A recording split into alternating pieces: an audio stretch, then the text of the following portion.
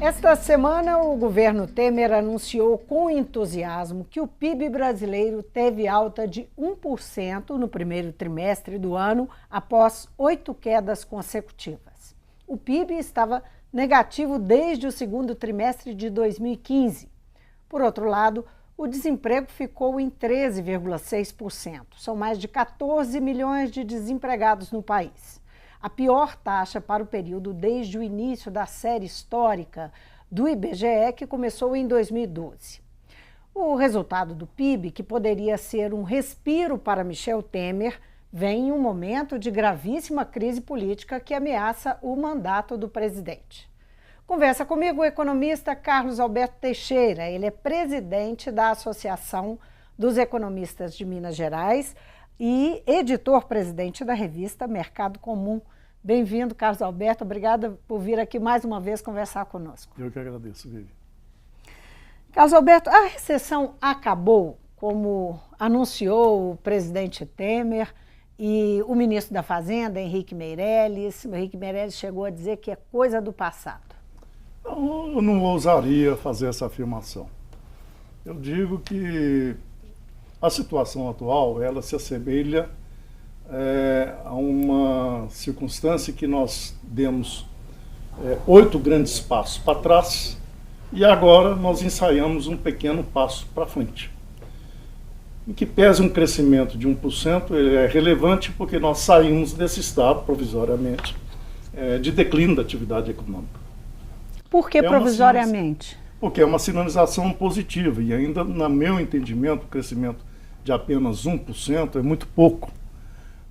Isso pode imaginar que a circunstância política fique estável, mesmo assim a projeção para esse ano indicaria um crescimento do PIB de apenas 0,7%. Olha, se a população cresce 0,8%, mesmo assim nós registraríamos um PIB negativo. E é interessante também observar um aspecto seguinte: nesses 8 trimestres de queda, o PIB per capita brasileiro já caiu 11%.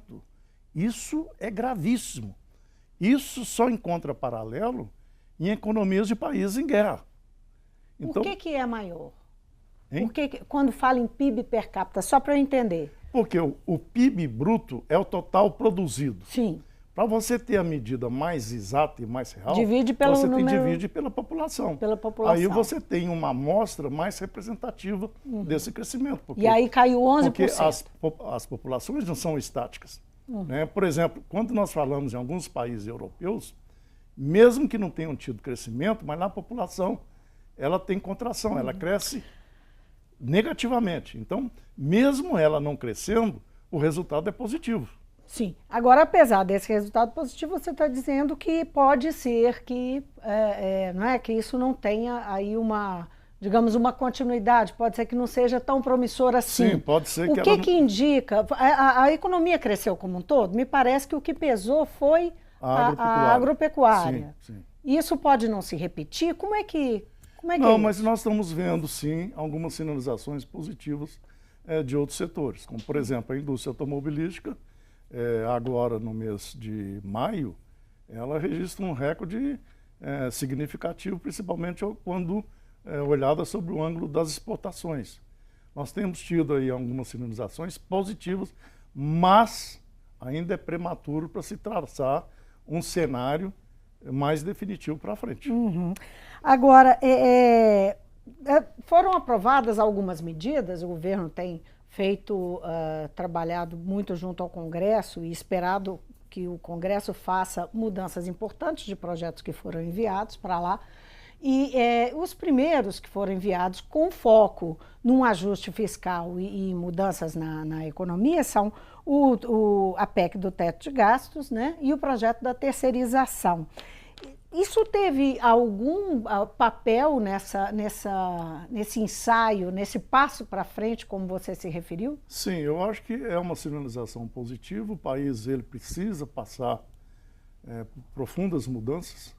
Eu acredito que não é apenas no âmbito trabalhista, não é apenas no âmbito da Previdência. Eu acho que existem outras, inclusive, com demandas superiores, como, por exemplo, a questão tributária. Eu acho que a questão tributária no Brasil Não existe mais nenhuma reforma. Acho que Roberto Campos, há 20, 30 anos atrás, já naquela época dizia que a questão tributária exigiria uma revolução. Hoje, basta dizer o seguinte, que 50% da carga tributária brasileira, ou seja, metade da carga tributária brasileira, incide sobre a produção de bens e serviços, em última análise, consumo. Está equivocado. Apesar da Constituição de 88 tentar romper, com o período da ditadura, mas no campo tributário não. Basta dizer o seguinte, que 2/3 da arrecadação ficam por conta do governo federal. E, além do mais, das contribuições, estados e municípios não participam. Agora... Ou seja, isso transforma estados e municípios em reféns da União. Isso é uma aberração. Se não se tributa bens e serviços, tributa o quê? Renda? Renda, imposto de renda. E o imposto de renda Mas com outra tabela, né? Sim, claro. Você pega, por exemplo... Porque essa tabela que está aí é um bocado draconiana. Apenas prefeito ilustrativo, enquanto no Brasil a taxação sobre bens e produtos significam 16% do PIB, em economias maduras, como os Estados Unidos, são 4,5%. E ainda tem um outro problema. Em se taxando bens e serviços, isso penaliza principalmente as populações de mais baixa renda.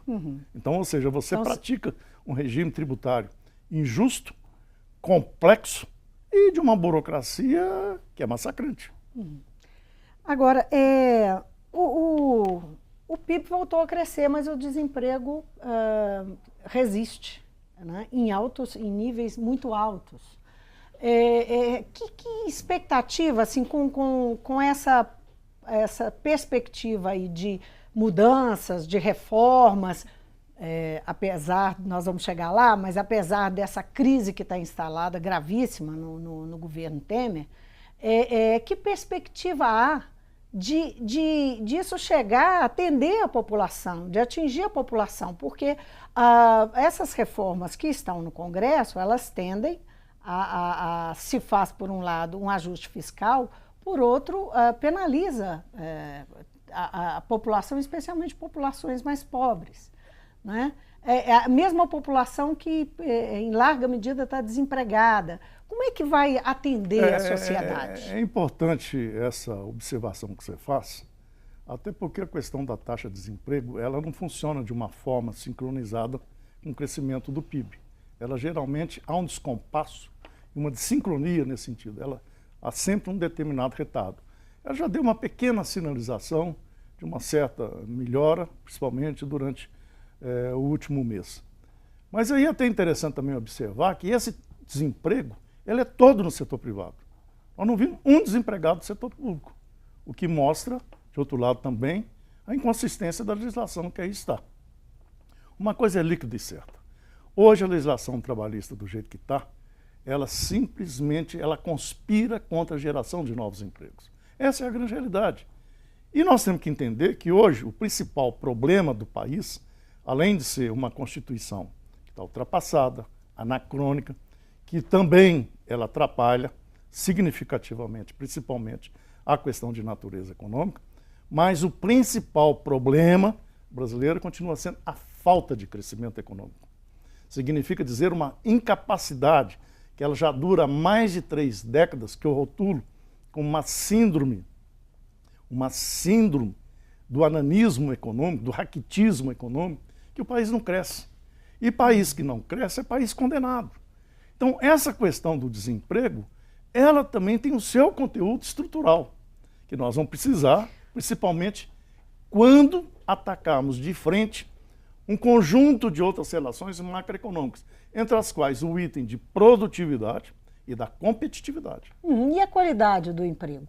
Porque essa é uma discussão que se trava no Congresso Nacional por conta das mudanças que estão sendo propostas. Isso. A qualidade do emprego, tá, tudo bem. Sim.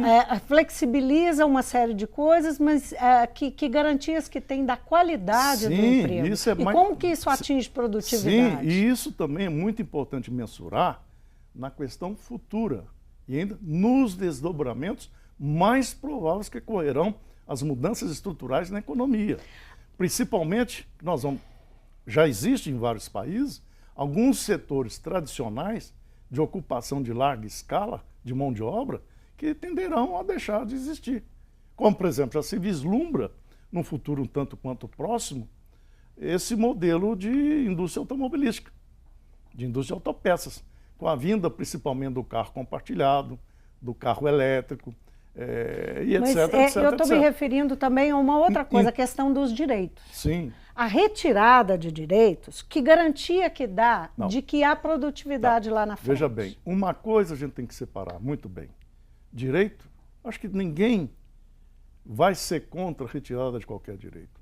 O que não se pode permitir... Mas todo mundo é contra a retirada de direito. Não, é claro, evidente. O que não se pode permitir são abusos e privilégios adquiridos. Como, por exemplo, não se justifica que 1 milhão de funcionários tenham o mesmo gasto de 30 em termos de aposentadoria. Alguma coisa está errada. Então, a grande questão também tem que colocar a justiça em todos os sentidos, inclusive no conteúdo do direito trabalhista. Nós precisamos imaginar o futuro. E ele será inexoravelmente diferente dos patamares, não só de hoje e do que eram no passado. Hoje, quer dizer, o governo Temer tinha a pretensão de, até setembro, ter pelo menos 3 grandes reformas aprovadas. Quiçá 4, chegou a falar em 4, que seriam a da reforma da Previdência, a reforma trabalhista, a reforma tributária e a reforma política, que setembro seria uma marca aí por conta do prazo, né, de 1 ano que tem que ter antes das próximas eleições para mudanças de regras. Mas então, qual que é a perspectiva real agora que se coloca para esse governo que enfrenta uma crise muito grave, quando você chama a atenção para a necessidade de reformas, de que essas reformas ocorram, que o Estado enfrente essas reformas, qual que é a perspectiva real que isso ocorra? Olha, eu acho já era difícil, não é? O meu entendimento é o seguinte, mesmo que seja não necessariamente a reforma em que a sociedade queria, em que nós desejamos, né, mas mesmo que ela tenha sido parcial, que ela tenha sido meia sola, é melhor do que nenhuma outra reforma. Eu acho que a grande questão é nos preparar para as transformações. E esse curso eu entendo que não pode ser modificado. Mas, de outro lado, a gente corre um outro sério risco. Essas questões, quando ficam muito pontuais, elas tendem a transformar aquele objeto final num monstro tipo Frankenstein. Eu preferiria uma outra solução, que era a convocação de uma constituinte exclusiva, independente, para se fazer exatamente essas grandes modificações que o país precisa. Há uma tese que é sempre defendida de que se essas reformas não ocorrerem, especialmente a reforma da Previdência e a reforma trabalhista, vai ser o país vai para a bancarrota, que é um desastre e tal. Isso tem uma boa dose de pressão política aí? Qual que é a real? O governo poderia, se ele não conseguir fazer essas reformas, fazer a economia andar? Se ele tiver, digamos, estabilidade, né, para isso. Né? Eu acho que eu não colocaria essa questão como principal em cima da mesa, não. Eu acho que o país deveria retomar a discussão do modelo de nação que ele quer, principalmente num horizonte mais de longo prazo. Eu acho que esse modelo passa inexoravelmente a nossa transformação em uma nação desenvolvida. E aí não é preciso reinventar a roda. Eu acho que a gente tem que buscar os melhores exemplos, bem-sucedidos, principalmente nos países mais maduros e desenvolvidos, e aplicar aqui. Entre os quais, por exemplo, na questão do conteúdo da reforma tributária. Não adianta o país querer se imaginar uma ilha isolada e desconectado principalmente da realidade mundial. O mundo hoje está globalizado.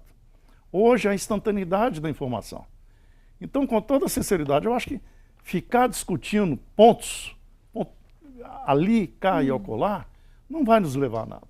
Agora, nós estamos há pelo menos umas 3 semanas, 2, 3 semanas, com o governo bastante paralisado, o país paralisado em torno das denúncias, e o presidente da República está sendo investigado pela Procuradoria-Geral com autorização do Supremo Tribunal Federal, agora tem que responder perguntas, enfim. O governo Temer está completamente em xeque neste momento. Que efeito isso pode ter sobre a economia, que começa né, pelos números do IBGE e pelo que você está dizendo, dar um passo à frente?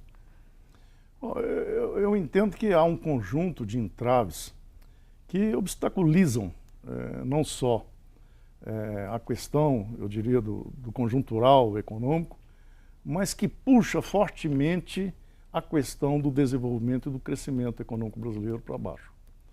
Eu acho que essa questão ela não pode ser colocada numa postura meramente imediatista.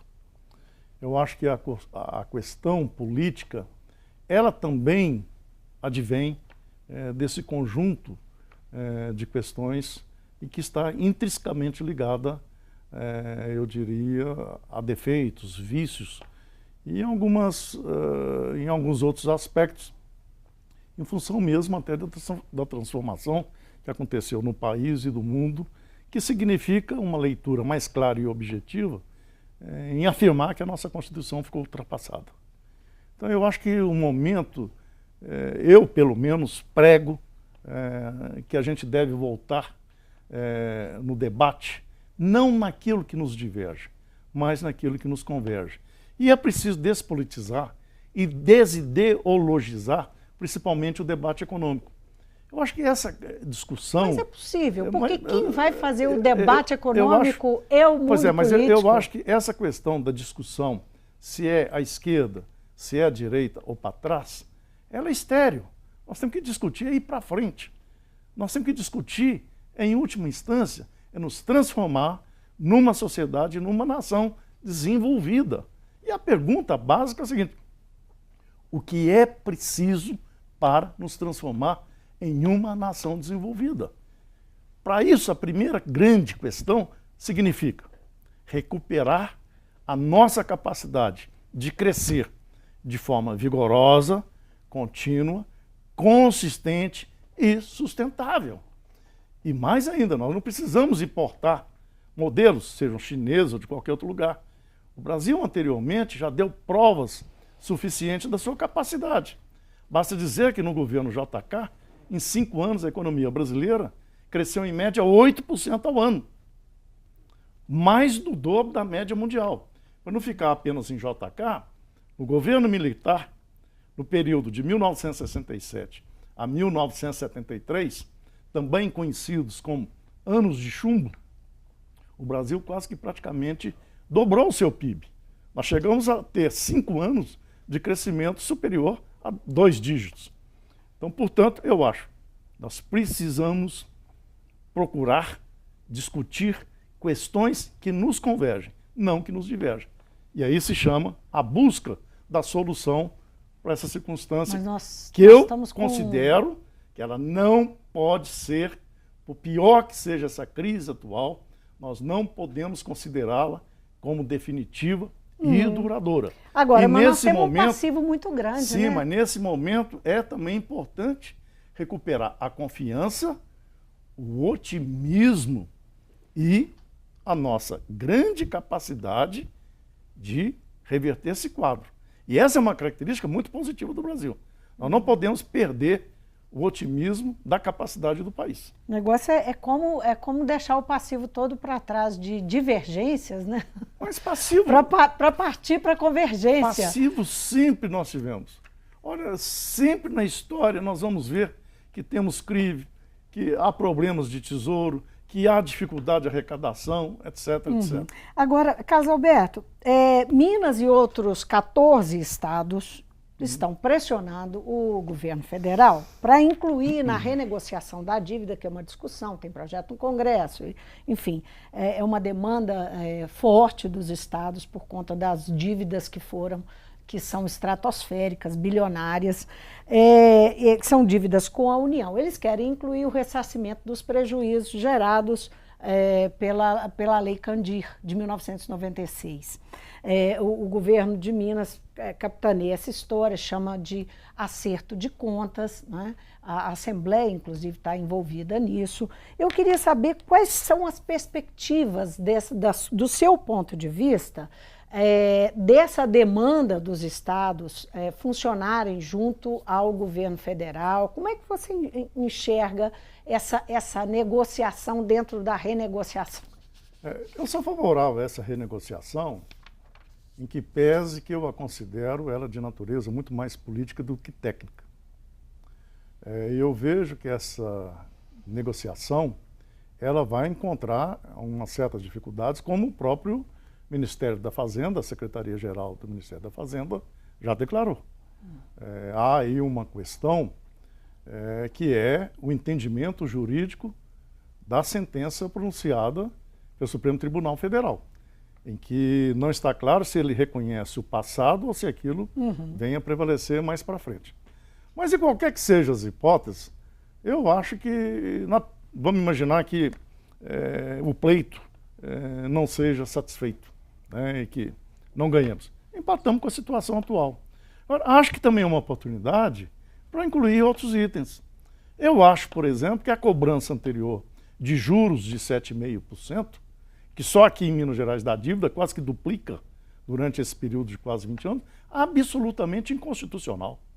Porque um ente federado, no meu entendimento, de acordo com a Constituição, não pode cobrar juros de outro. Isso é competência exclusiva do sistema financeiro. Se a dívida tivesse sido ocorrida através do Banco do Brasil ou do BNDES, tudo bem, eles poderiam cobrar juros. Mas um ente federado, um tesouro para o tesouro, ele poderia ter cobrado Selic. Então, essa discussão poderia também ser incluída lá na comissão especial. Acho que poderia entrar também. Agora tem que deixar claro o seguinte, é que a hipótese dos estados serem vencedores não é um toque de mágica.